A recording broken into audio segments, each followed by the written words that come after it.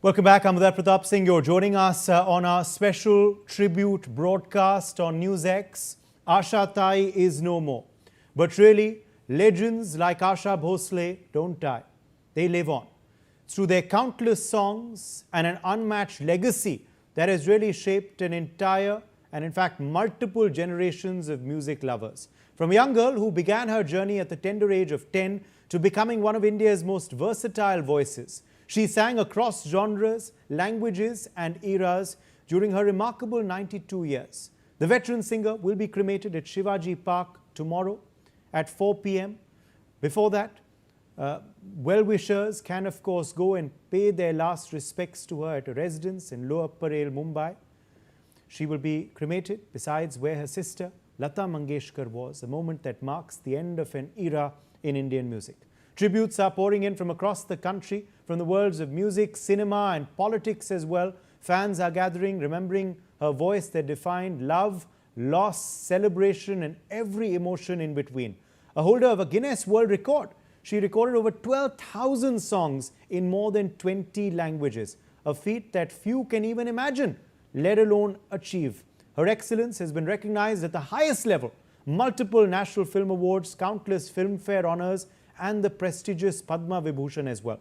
But beyond the awards and records, what truly defined Asha Bhosle was her versatility. An artist who could be playful, haunting, romantic or powerful, all in the same breath. Truly, Asha Tai may have fallen silent, but her voice will echo forever.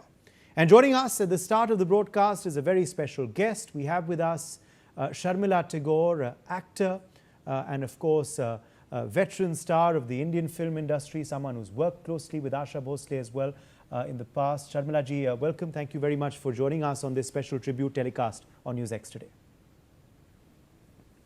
Thank you. Let me begin by asking you first, what your initial reaction was when you heard this tragic news earlier today. Of course, she was admitted yesterday at Breach Candy. The nation was praying for her. The Prime Minister also today put out a message, but Asha Tai was no more. What was your first message, ma'am? Your first reaction, ma'am? I was very saddened. I felt because in Bombay, in Mumbai, I stayed in Rashmi, and Asha ji with Lata ji was in Prabhu Kund, just down the road on Pedder Road. So we were neighbors, and when I started my film life, when I was Hindi film life, when I was shooting for Kashmir Ki Kali, my very first shot, Asha ji was there because I finished my singing. We started the film with a song, Diwana Hua Badal.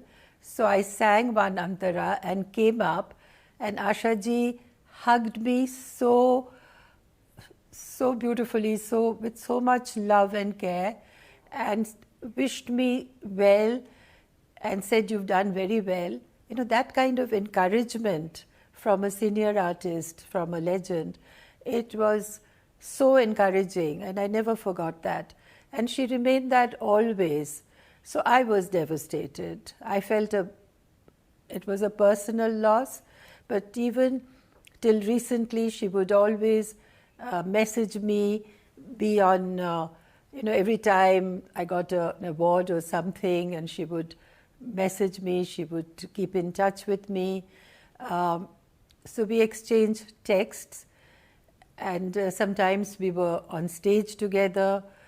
And she was so versatile and so young at heart. She was, I don't think she not aged at all. I mean, she was full of, and especially when we were performing together, I was speaking and of course she was singing. And she would do a little bit of riyaz, a little bit of voice training.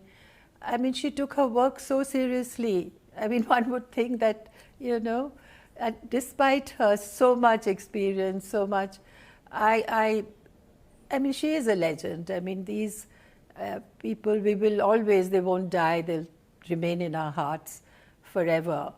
Yes. And so many music, so much music, so many records. Her voice will always stay with us. It is a loss for all of us. Yeah. Absolutely. It certainly is a loss for the film industry, for the music industry, but really for the country, because generations grew up hearing her music, and generations forever will as well, because her voice will live on. Now, she's done so many songs with you right from the start, as you said, ma'am, with Kashmir Ki Kali. Any favorite of yours, or any particular song that was, has stood out for you, that comes back now, the dhun of it, even today? Many songs. I mean, there's just not one. But like my favorite, of course, is Deewana Hua Badal, although it was Shamiji was also in that. But I remember that very fondly because it is my first song. Otherwise, my career also has spanned so many years, and so has Asha ji's. So we've collaborated in many films, and all the songs were very memorable. Right now, of course, there are so many, I can't focus on one. Yes, true, absolutely. And it's amazing that, of course, she's sung for you. She also was continuing singing when your son was in the movies, Saif, and your daughter Soha as well. And also now that your grandchildren have entered the industry, she was still continuing singing. Yeah. Yeah, unimaginable. I mean, fantastic. Because she was so young at heart. She has, she never aged, really. I mean, she always had a funny side to her.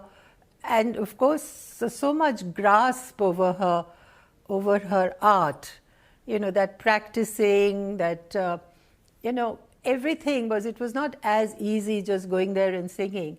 She really worked hard. And of course, she had talent, but with that, she didn't take it for granted. And she was such a beautiful person to be with her jokes and her look at it, how she looked at life and her own experiences.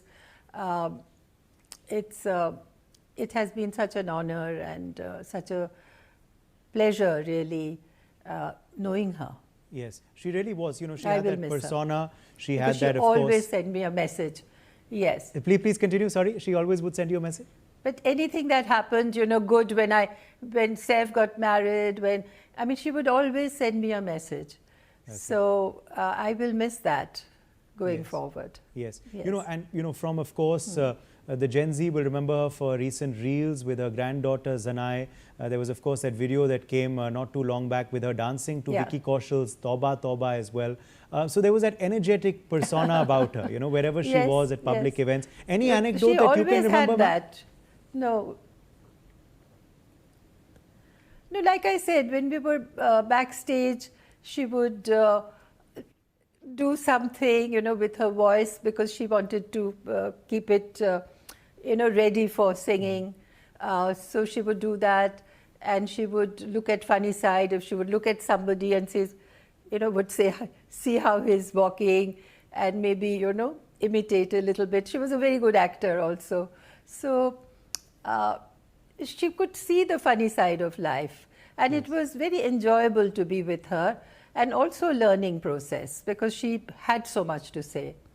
Yes. It's interesting that you say she was a good mimic as well, because she actually acted in a film after so many years singing. She acted in a film, I think about a decade ago in 2013, a Marathi film actually as well, called Mai. But there's a fun fact for our viewers there. But Sharmila ji, she was never in the shadow of her sister. Her sister may have been called the Nightingale of India, Lata Mangeshkar, but she was never in the shadow of her. She had an identity of her own. No, she was not. And she had the versatility. She could do a Kashmir Ki Kali. She could also do a Umrao Jaan. She could, sing romantically, but she could also sing powerfully. So that versatility was there in her voice, which very few singers have. The seductive, the cabarets she could do, which Lataji never did.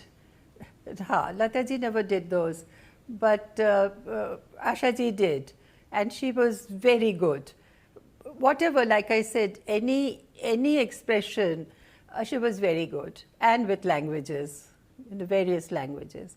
So both the sisters that way sang many other songs besides many other languages beyond Hindi. Yes. Yes, She beyond just... did some English songs also, I think. Yes. Right? Yes, yeah. yes. Well, there in you fact, are. 20 languages, that's quite a feat. I think she has a Guinness World Record. So there you are. As I was saying earlier. Yes, Yes. okay.